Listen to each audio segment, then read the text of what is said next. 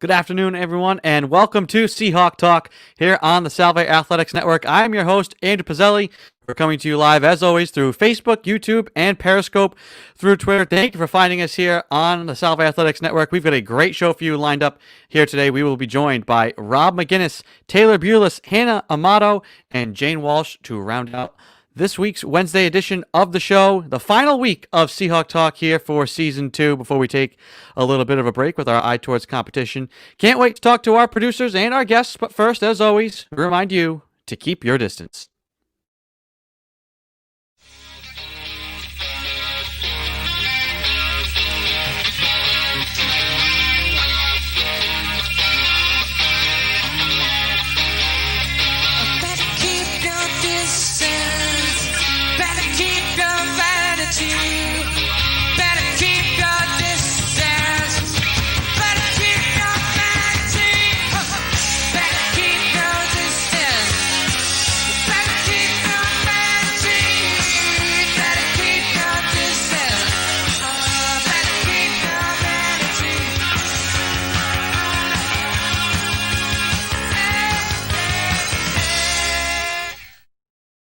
That is Ed Habershaw with his rendition of Keep Your Distance by The Shake, a Rhode Island-based band with a message that we can apply worldwide. We've heard all about it and will continue to be a broken record here on Seahawk Talk. Social distancing, hand washing, mask wearing.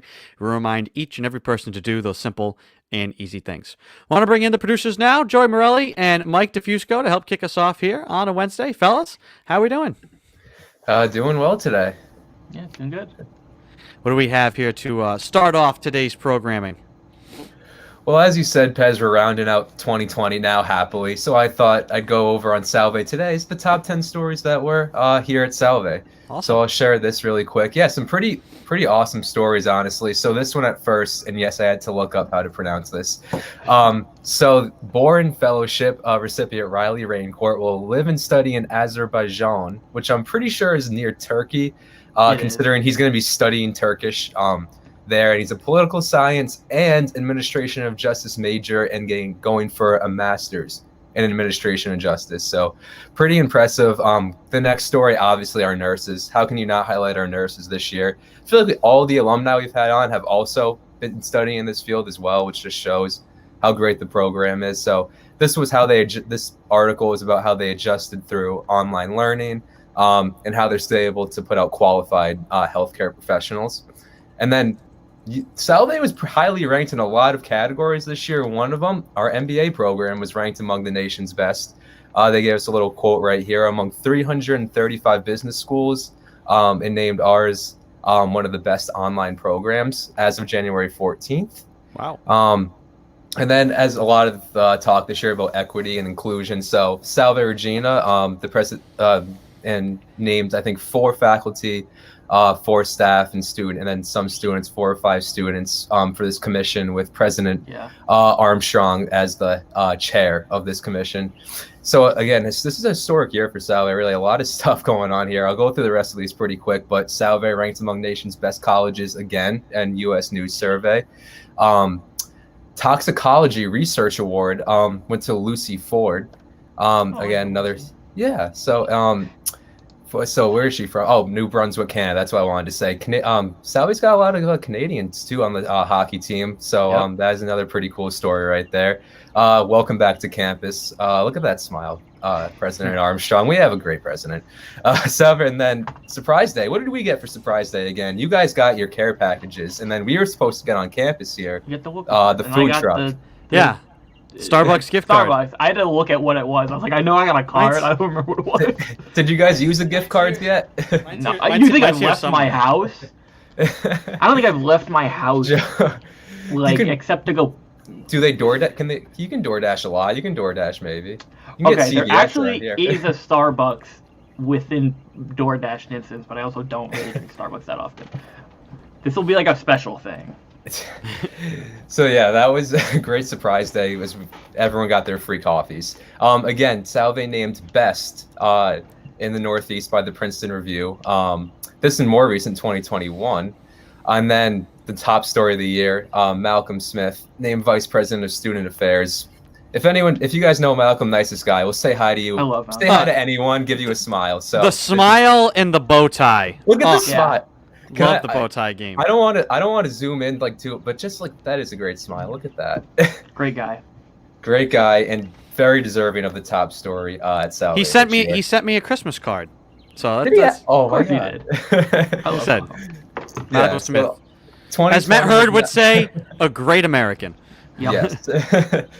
Yeah, 2020 might not have been the best for everyone, but Salve, still a lot of We did accomplishments. pretty for good. this. We did pretty good. A lot of great stories All still things coming out. considered, we didn't shut down. Yep. True. True. It's like, you know. Awesome. Those are great. It's almost like it's going to be hard to follow up, Joey. Yeah, No, that's- honestly, I just- there was something. when they were 10 I want to go stories. back to. I just got to look at the bottom. There was something that I've lost what I was gonna say. Mike, there was something in there, and I was like, oh, that reminded me of something. But yeah, my thing's not as like. I think because it's Salve, like that's cheating. Like of course the Salve thing. We're Salve. It's gonna be better. But the thing I found, where is it here? I had something else, but then like immediately after I noticed it in the margins, and this looks like a more interesting for right now story. So they just, and you know it's a good story when they roosted at 5 a.m. this morning for some reason. That's how you know top story. Aquidneck Island food delivery service aims to save local restaurants. So this guy, Anthony Spiritos, and I forget what it said he did before, but he started something called Newport Dine Now, and it's basically DoorDash or Grubhub, but like better in every way because the main thing is he was saying all the restaurants he talked to did not like how DoorDash or Grubhub or all of those worked. So he like sat down with all of them and was like, okay, what do you want us to be able to do, and like what will make it better? And so essentially it's like a Newport only food delivery service thing where you can order food from all these restaurants. There's, I think it said 13 right now, and they're about to add a bunch more within the next few weeks. They're going to add Karma Pizza, they're going to add Midtown Oyster Bar, a bunch of stuff. They're eventually going to go up to Portsmouth, and it's just like really cool. Like he says in here, where is it? That, oh yeah, he's not interested in making a large profit. Like he literally just wants to help the restaurants make money, which is awesome. And even just to drive that more home, 10% of what his side of the company makes is going to Potter League and the MLK Center. So like you can tell like he's doing it just to like help Newport businesses, because like especially like, you know, we're a touristy area, anything helps. Like it's a struggle this year, so like any help is great, and this guy's just doing amazing work. Like he was just like, you know, let's fix, like let's save, yeah, he says like let's save the restaurant industry in Aquidneck Island. Like it's awesome. Like it's so cool. We see this every once in a while, like a person who's just like, you know, let's like I want to do something to like help people, and like people who just go out of their way to like help people. Like he's not making a bunch of money off of it. They only charge a $5 flat. They're essentially doing free delivery for all these places, and like, and that's just awesome.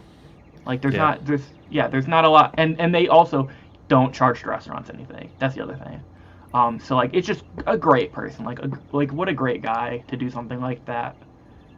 Such a necessary thing too. I'm tired of Exactly. going on DoorDash, checking out it's at $10, and then I'm like, oh Yeah. no, it's exactly. 17. So like that he just wants to get the people their food conveniently and at a good price. He just wants to keep all our restaurants open. Like that's awesome. Like especially with like I was gonna say how poor Rhode Island's been doing. It's very flip floppy, but like we're like a little bit better now. But still, like man, doing that, like it's just great. Like there's not enough I can say. Like great guy. Awesome. Yeah, but thank you on behalf of all of us here, just in Yeah. advance for all the food delivery orders. Yeah.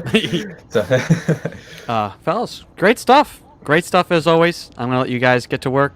Busy producing the show behind the scenes, and we'll catch up with you again at the end of the program. all right.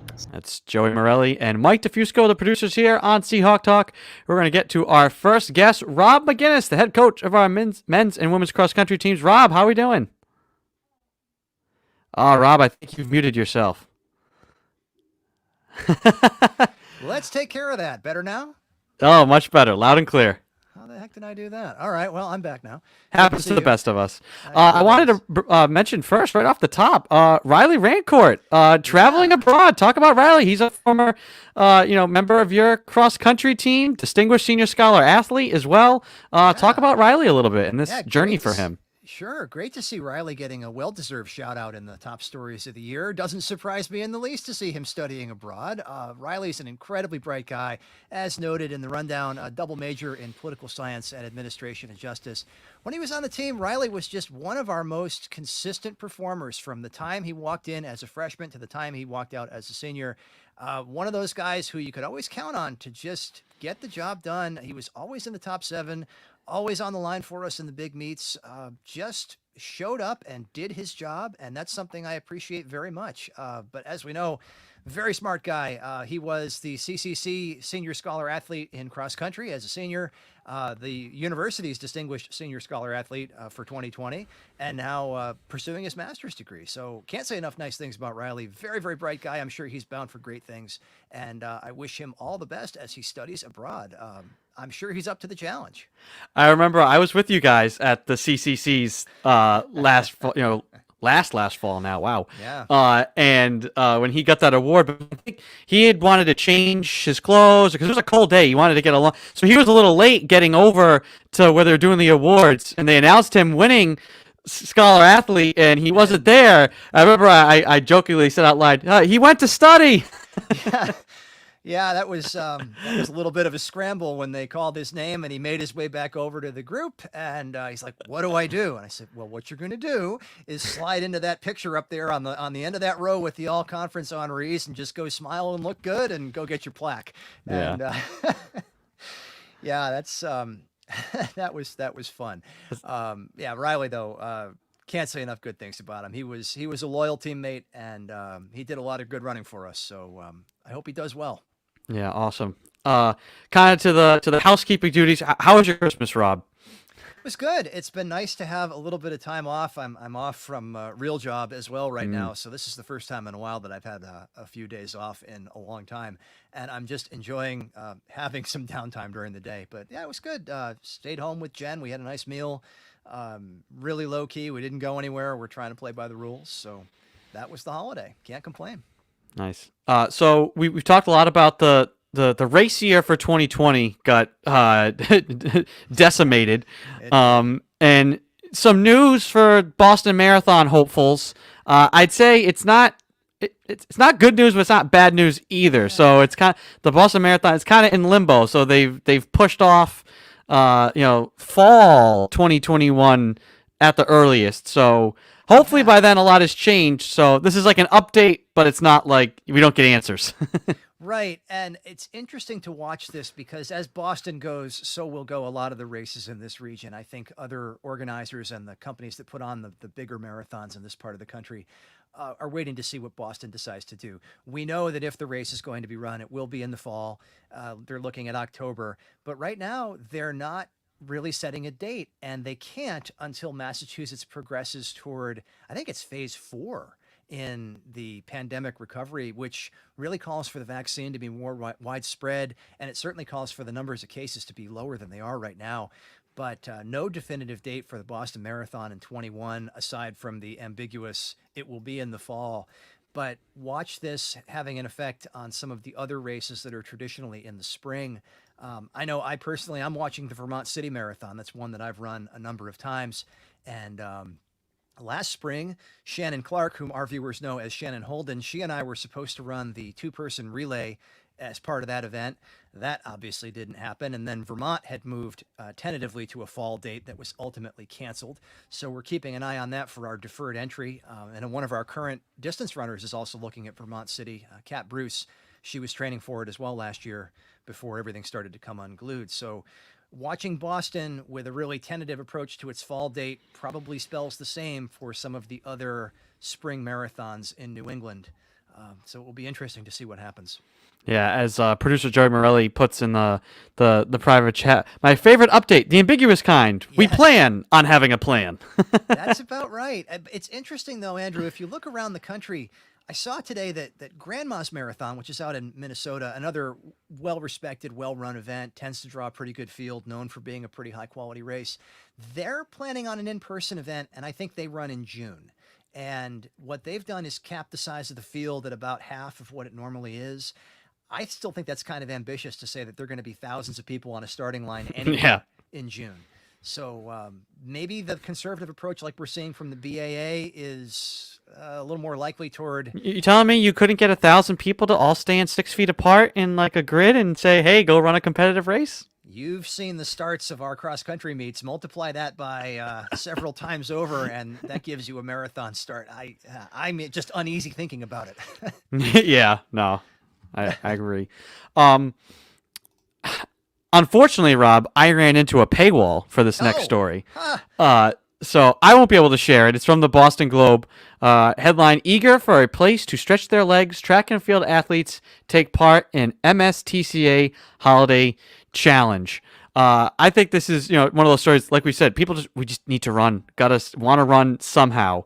And that's the gist of it, is that the MSTCA put on a high school meet up in the Boston area, and they had a couple hundred athletes participating.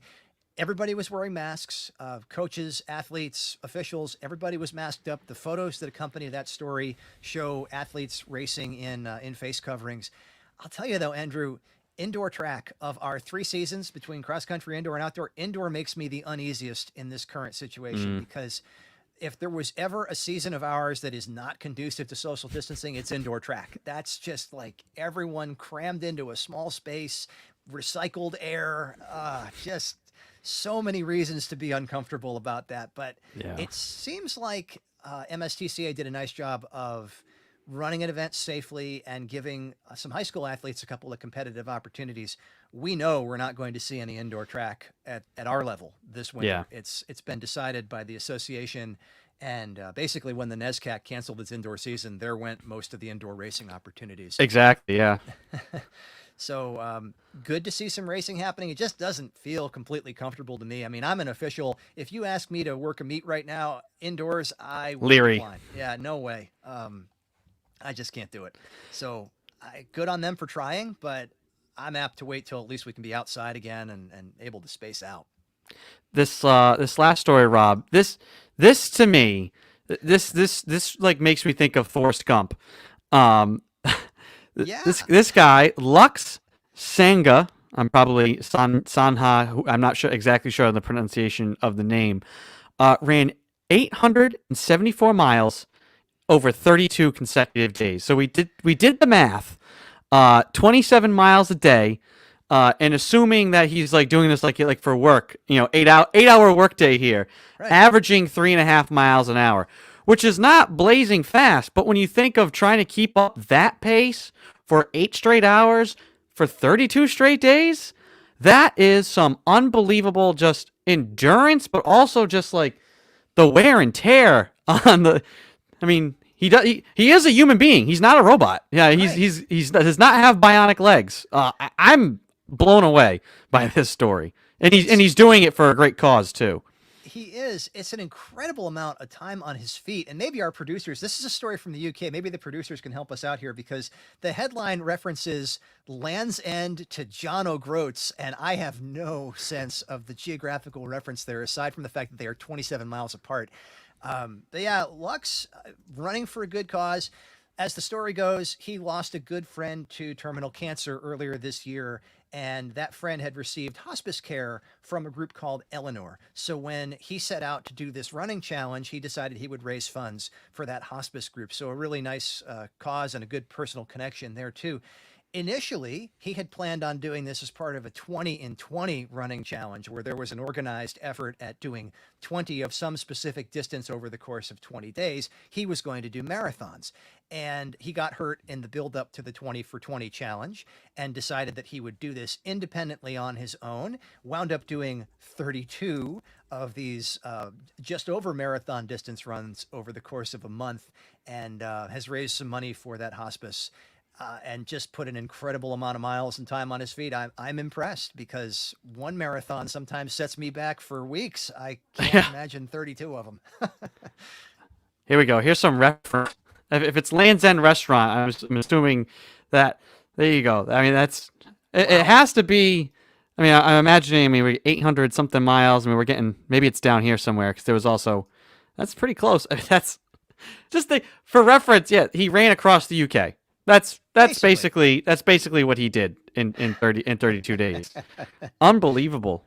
15,000 feet of elevation gain. Yeah, that would be a lot of climbing. Run across the United States about 2.5 times and going straight over the Rocky Mountains. Ooh, That's what happened. Yeah. Yikes. Unbelievable story. Rob, if all things go according to plan, this is our final week of Seahawk Talk here for season 2. We will be doing hopefully one show this Friday in the year 2021. But as we look back at the year that was 2020, what will kind of be your takeaways and maybe a final word here for you on the program?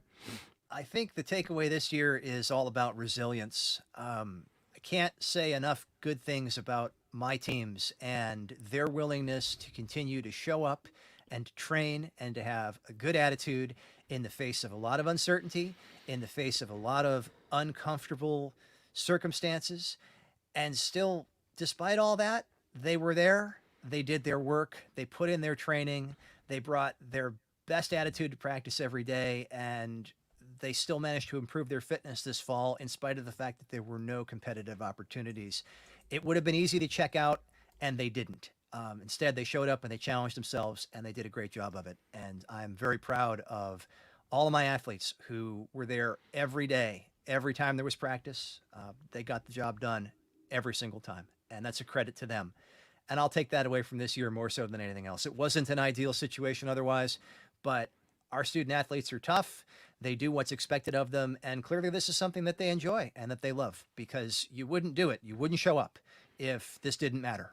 So it's a real credit to them. And I will take that away long after this pandemic and this whole year is behind us.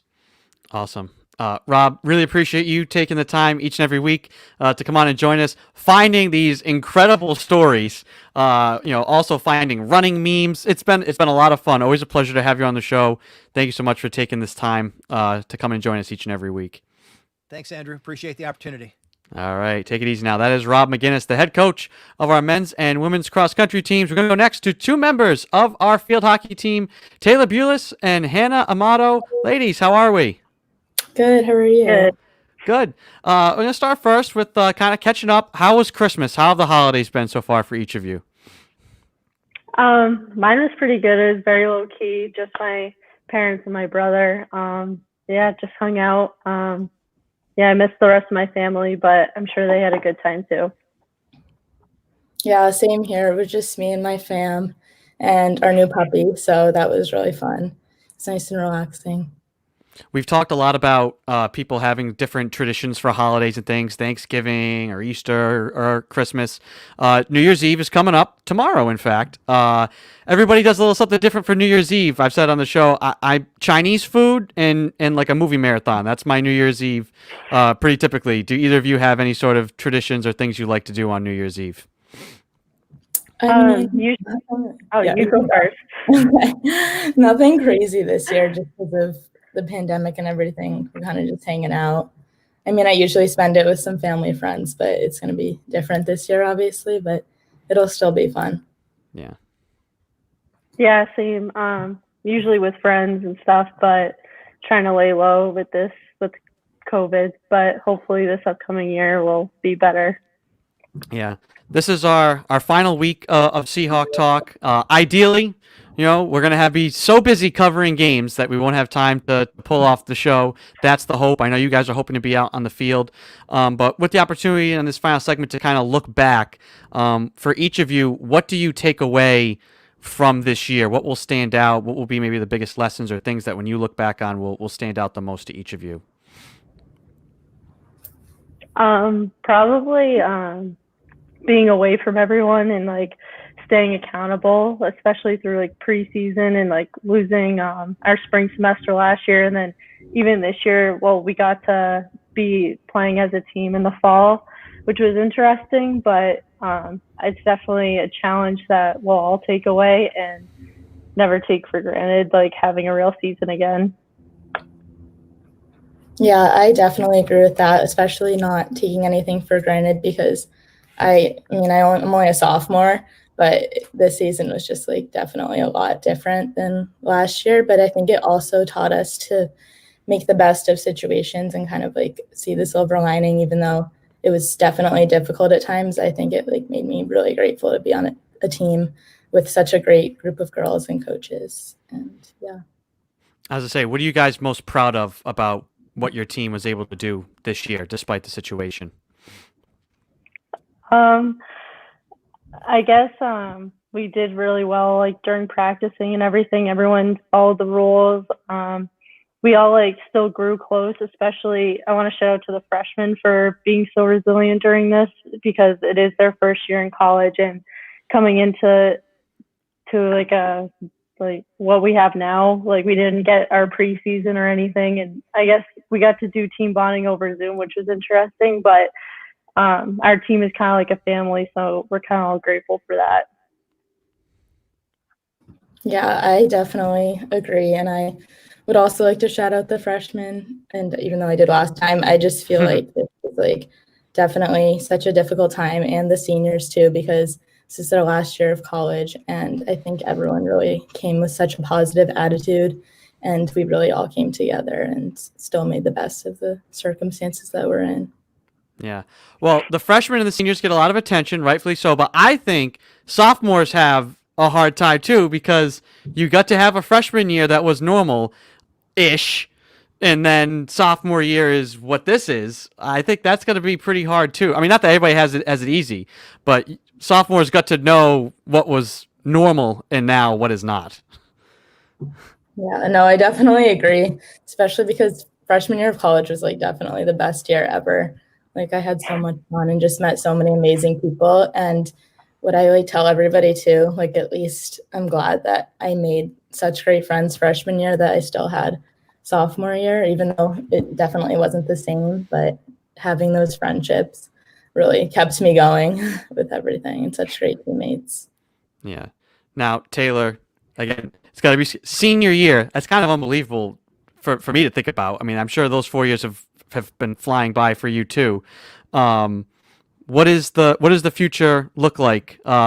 Games or not? Do you plan to return? I know some people have talked about that 50-year thing. What is Taylor Bulis's future plans here? Well, right now I know I'm interning for a place this summer. I'm really not sure. Actually, I've been going back and forth on it. I am in the 5th-year program, so I could potentially play next year and come back. But honestly, it's all up in the air right now, especially because I am an accounting major and have to go for my CPA. So that's the only thing that's like difficult with that. Yeah. Hey, not knowing is perfectly fine. That's a perfectly acceptable answer to not know yet. Ladies, like we said, this is the final episode. What will be kind of your last message here on the show, maybe for your team or about your team, and hopefully looking forward to competition in the spring? I would say to my team that I miss you all so much, and I can't wait to be back on the field with you. And even if we don't have games in the spring, which I really hope we do, I know that we'll push through and still have a great season, just like we did in the fall. And I just want to thank you all for making Salve Field Hockey a great experience. Yeah, going off of what Hannah said, I'm grateful for all the experiences I've had, and especially with this team, being the captain of it. It was awesome having the chance to work with everyone. I really do hope I can grow close with the younger players on the team and be able to have my spring season. But if not, I am grateful for the time that I've had these past 3 years on South Field Hockey. Awesome. Ladies, thank you so much for taking the time to come on here today, and thank you throughout the year for either you guys joining us or teammates or your coaches. Always appreciate you guys taking the time. Have a happy new year, and hopefully be seeing you out on a field soon. Thanks for having me too. All right, that's Taylor Bulis and Hannah Amato from our field hockey team. And we're going to go finally here to the head coach of our women's soccer team, Jane Walsh. Jane, how are we doing? I'm doing well, Andrew. How are you? Good. How was Christmas? How was the holiday been? Oh, man, it was great. It was a whirlwind, though. I just felt like, even though we couldn't do things, quite as normally as we would, there was just a lot going on for me personally. But so they came and they went, and it was a great way to spend some time with family, and very generous holiday all around for everybody. And I was just so grateful to have that time and that opportunity to see some people. Yeah. We're kind of doing a lot of reflecting here. It's the final week of Seahawk Talk. That makes sense. For season 2. So we're going to be looking back and looking ahead as well. But first, let's look back. What will you take away as a coach, personally, from the past, the year that was 2020? What will be the takeaways, the lessons? What will stick with you from this year? Well, personally, I think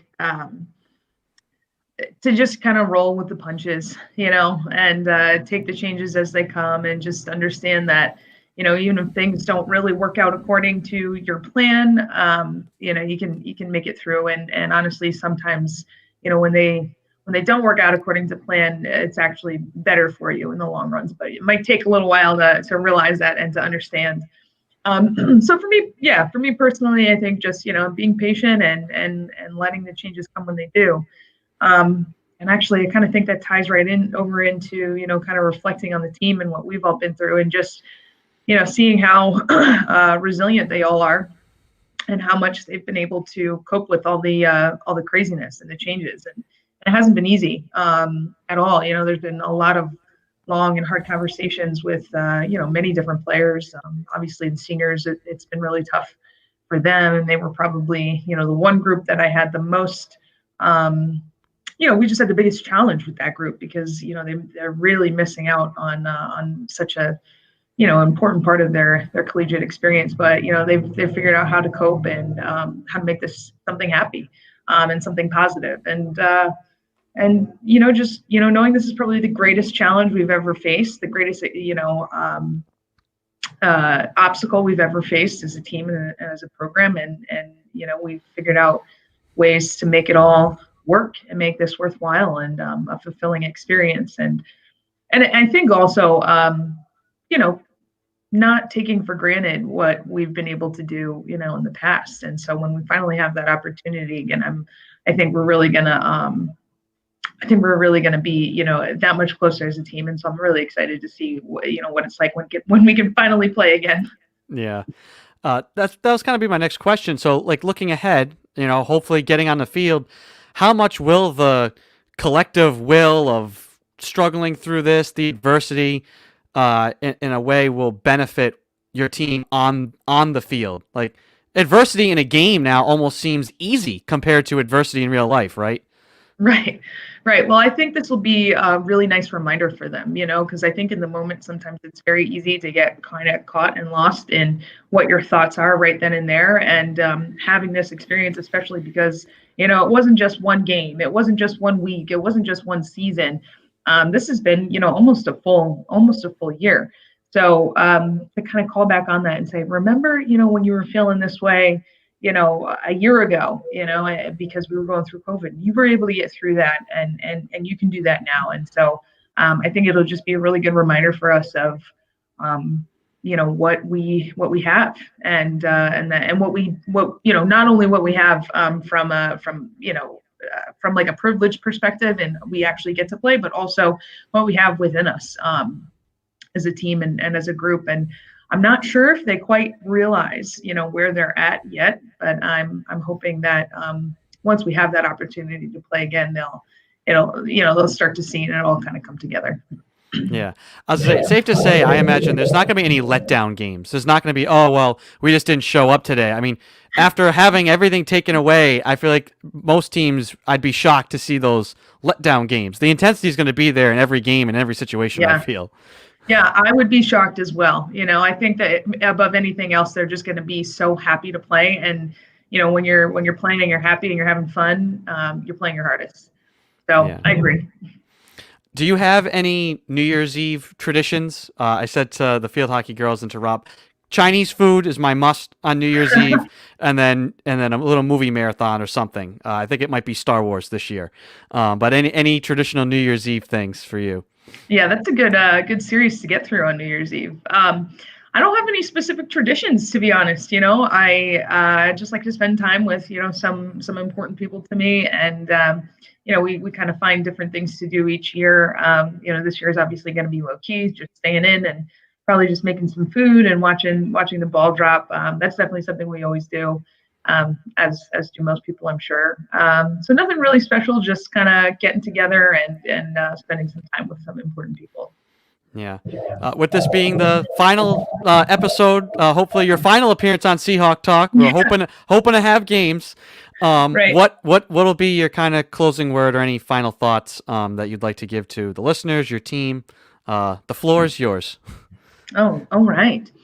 Well, I think Seahawk Talk itself, in and of itself, has been such a great experience for us to stay connected as a team. And I've said this since, the pandemic first started and we had to go home back in March, that staying connected was going to be one of the greatest obstacles that we needed to overcome, but also I think the most rewarding as well. And so it was very important to me.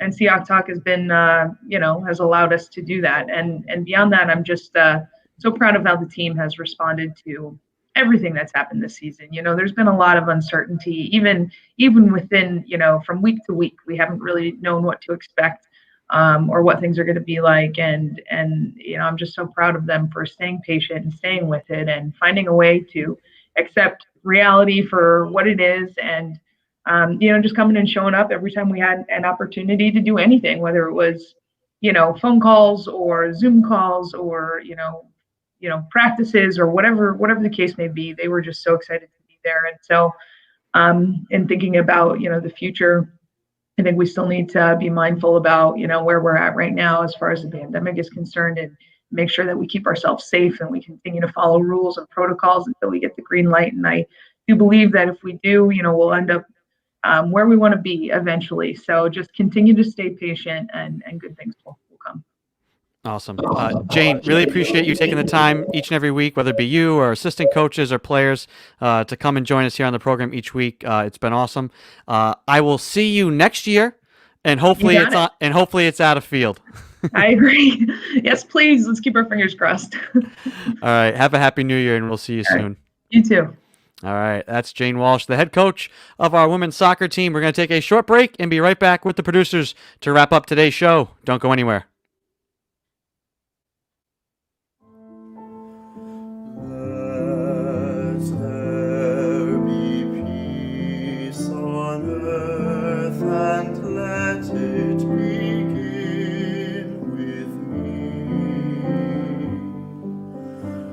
We are here, dear Salve community, during the holiday season and at the end of one of the most challenging years we have ever faced. Despite all of the difficulties, what this year has shown us is that there is an unbreakable spirit at Salve. We have doubled our efforts and somehow found the strength to continue our signature mercy education against all odds. The core of Salve is true and is founded on our community of incredible people, our faculty, who are deeply dedicated to teaching and will always find a way, despite all of the obstacles, to support our students. Our staff, who works so hard to redesign our setting and processes to keep us all safe and secure. Our students, who gamely adjusted to a new learning environment and living environment and inspired us daily. Our alumni, parents, trustees, and friends who never stopped supporting and encouraging us throughout the entire year. You are the Salve community, and your spirit lifts us up during and beyond these times. For this holiday season, I send you and your family deep gratitude and best wishes for healthy times ahead as we look forward to a new year filled with light, hope, and peace. God bless Salve Regina University. Let there be peace on earth, and let it begin with me.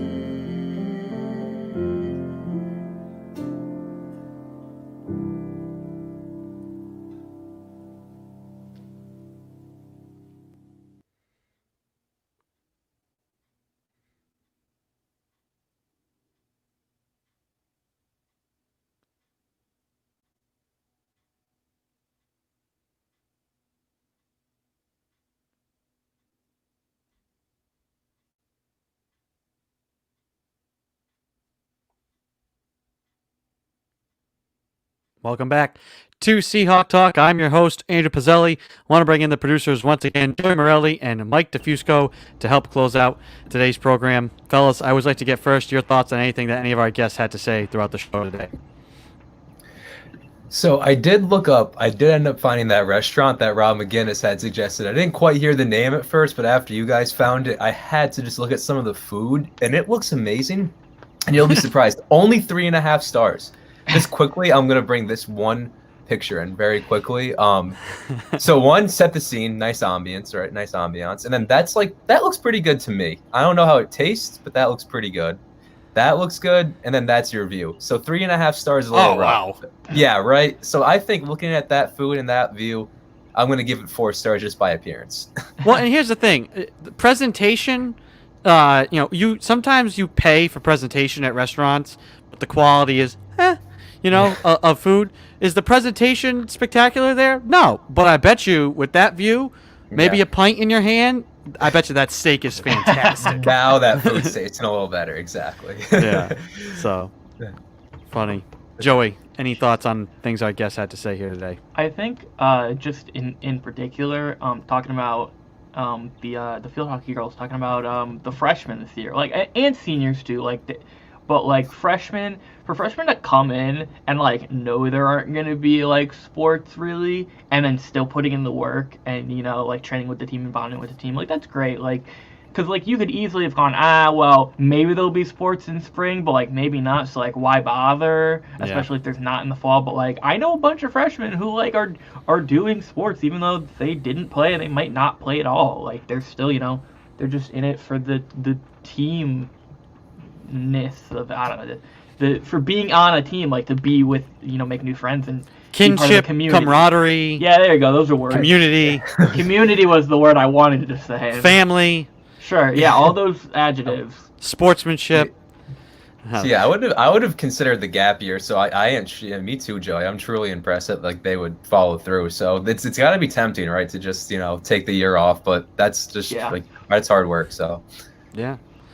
Any other news or notes or things that you wanted to bring up? I have one thing, but if you guys have anything, I'll let you guys go first. I want to tease a story, and I'll bring it in tomorrow because it's another long one, and maybe Joey has it. So if he does, I want to let him take it. Okay, it's a daily news one, so we could have crossed over. Okay. So I want to give Joey this one. Mine's not too long. Are you gonna? Is that your tease or? I'm teasing. Oh, okay. I thought you were gonna tease what it was about. Another year. It's a year in review, but not in words. Okay. Okay. Pretty much. Yeah. There we go. Okay. Say no more. Yeah. See, there you go. That's the hint. Okay. I was waiting for more.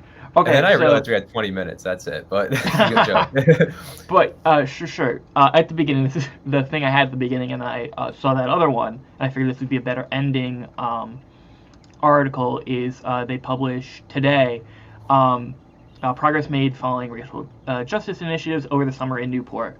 So essentially, as far as I can find, this person who started this is just like some guy. Like he wasn't part of any sort of like group or anything. He was the founder of Butler Basketball Club, which I don't know what that is. But they decided in June to have these discussions with Newport Police and Newport City Council to just talk about like things that can change to be better for the community. And they've just this whole piece is just about like progress they've made because it's gone super well. Because like he says, anytime I go to them, it's always a yes, it's never a no. Like if he wants to talk, they're totally open to it, and there's been tons of discussion and tons of stuff open to the public for people to talk about, changes they want in the community, and they've done a lot of really good work and specific things. They published a resolution condemning hate speech. I don't know what that means because I feel like hate speech was already condemned. They might have like wrote an official description for it, maybe that didn't exist. And they're going to be doing some new trainings for city employees and a lot of stuff like that. And then another one is African American history in schools. They're pushing to get at the state level more African heritage history in schools, which is really cool. And they've got like a whole like curriculum they've written of like a thing that yes, stuff to be taught during the month of February. Like, it's basically what you'd learn in math class. Yeah, sure, in math class. In social studies, I don't know what word I was going for where I said math, but in social studies, I can read. It's the kind of things that you would learn, and it's just, like, we don't learn enough about this in school. So it's a super important thing to just put in, and it's also, like, they're only asking for a month of content. Like, in the grand scheme of 9 months of school, I think you can, be fine with that. And they passed, like, I don't think it was unanimous. It was, like, no, it was unanimous. Yeah, they unanimously passed a resolution that's going to then go to, like, the state level to do it for all of Rhode Island. I think the way they voted on it, like, it's in there for Newport now, Newport County, but, like, they want to, they're trying to push it to get it to be the whole state, which is pretty cool. And it's always good to see, talking works. Like, you can, you don't have to fight with everybody. Like, you can have a peaceful discussion and make change. And so, it's good to hear. And it's just it's a good story to read these days. Awesome. Yeah, it seems like a great guy, honestly. The Butler basketball thing, another community thing, founded with him and police officers, and they engage with the community, play basketball against each other. So it seems like he's doing a lot just to help Newport. Yeah, absolutely. Yeah. I wanted to bring in this last story. We've talked about a lot of the pro sports leagues returning. An element of that, which happened last spring and throughout the summer, is that while the top tier pro leagues came back, so Major League Baseball came back, minor league baseball did not. The NHL came back, the AHL did not. So that meant that a lot of, you could call them semi-pro or they're pro, but the lower leagues, those players weren't getting money. They weren't playing games. Coaches aren't getting paid. Arenas aren't open. So the workers and all that stuff, they're losing out of work. Well, good news out of the AHL, they have begun. It's like the same thing with the Boston Marathon. They've begun formalizing plans. So the AHL Board of Governors has approved the structural framework for an AHL season that will begin on February 5th, 2021. So a month and some change from now. That's more than planning to have a plan. That seems like they got. And so it says cool. Details are still being worked out, but this step allows our teams and their National Hockey League partners to better determine their plans for the coming season. We look forward to dropping the puck on February 5th. I think this is great because, one, for those athletes to have the opportunity to play and continue to advance their careers and make a living. AHL guys are not making millions and millions of dollars, right? Yeah. It's not like, the lowest tier guy in the NHL is making pretty good coin. It's not the AHL. You're there because you're trying to grind and get to the next level. There are some AHL lifers. It happens. So you're still trying to make a living. And just the countless amount of people who work in an arena or game day staff, all those types of, like, maybe even hourly employees who haven't had the opportunity to work. This game's coming back, and if they're happening in a non-bubble situation where it's at home venues, then that's jobs for people who need them desperately right now. So good news. I wanted to bring this up because it's good news because we focus on the big boys, the NHL, the NBA, NFL. Things like this, the AHL, junior hockey, things like that, where, just look at us. We know how much goes into a Division III hockey game, how many people are working the game, student workers and things like that. You need more staff than that at a professional game, even an AHL one. So I think this is great. Nothing but good can come from this, and I assume they're going to have all sorts of safety protocols as well for everybody. So good sign. This is, again, it's like reading the tea leaves here, positive sign. Exactly. So. Yeah, it's like student athletes, like they have like school, like they can go they have other things they can be doing. Like if you're in the minor league, it's like that's your job. There is nothing else for you to like be doing to be like productive. Yeah. Really, so you're kind of just losing out. But I imagine they're figuring out the details. What it is deciding on a bubble or a different method. I assume testing, and reworking fans, all that sort of stuff too. Yeah, reworking the the leagues so you're closer to each other. I imagine they're just trying to pick which one is best for them. I assume. But that's cool. I imagine something like that will probably get more news. I'd say 2 weeks. Assuming they start today, I feel like they would tell us if it's a bubble or what in 2 weeks. I would guess. I do actually have breaking sports news. If you want breaking sports news here, we got a little bit of time. Longtime Bruins captain Zdeno Chara has signed a contract with the Washington Capitals. Evil. I'm I thought you were stunned. Say retired. I thought you were going to say Yeah, retired. weird. No. I am stunned. If he's going to be playing, like, you think he'd fit. That's like a Tom Brady. This is just sad. That's like, it's like Wait. He's He's- playing? Yeah, he's said 43. He's 43. Wow. The expectation, he wanted to come back to Boston. Now, I don't know what money is attached to this yet. I mean, obviously the news just broke that he's signing with the Capitals. But the expectation was he was going to want to come back maybe for 1 year, that the Bruins maybe would be open to him coming back as to be like their, back end, maybe a fourth or fifth defenseman, because they needed to get younger up front. And he'd still be the captain, bring leadership. Evidently, either the Bruins said, never mind, and we're ready to move on from you, or they couldn't agree on a contract number. Like, the Bruins were saying, like, come back for the veteran minimum and it's done. And he's like, no, give me $3 million.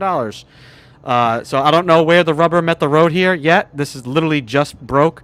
But yeah, Zdeno Chara is going to the Washington Capitals. Obviously he started as a Senator. He's not a lifetime Bruin, but he's been a Bruin since 2006, 14 years.